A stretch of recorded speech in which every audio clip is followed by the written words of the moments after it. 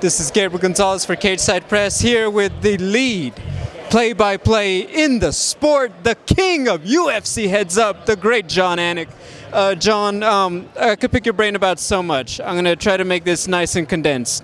When you're telling the story of a fight on a Saturday night, how much is it about the action and how much is it about the storylines? So you know what's interesting about that question? Sometimes the fighter walkouts are commercialized, depending on where in the world you're watching these fights. So sometimes I might tell a background story that never makes it to the air. Sometimes I might trot it out again. It's a fine line. Our sport moves so quickly. Sometimes I might have to bail on a background biographical story mid-round because the action necessitates it. So I would say to you, I probably use 15% of what I prepare, and I just got to try to optimize my moments as best I can. You've gotten to call a lot of big fights going into the Hall of Fame tonight. Israel Adesanya, Kelvin Gastelum. Any memories from that particular one? Maybe the best fight that I have ever been assigned. I just remember thinking in maybe my third year of calling pay-per-views, can a 25-minute fight actually get more epic than this? And I remember when my boss asked me earlier this year about some Hall of Fame fights, and there was a long list, and this one jumped off the page.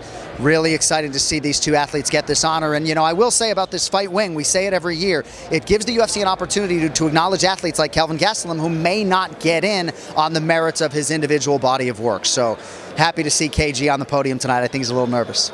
Robbie Lawler, I mean, are you just like the rest of us? You knew when he was booked that this was going to be a good night to be there cage side. And I also knew when he went into the Hall of Fame for the Rory McDonald fight that he was going to have to go back to the podium a couple of years later for this honor.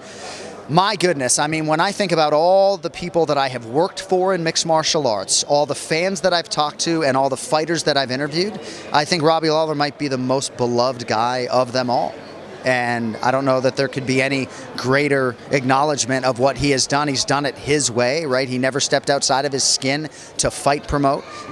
He's an absolute legend, and he'll take your soul if he needs to.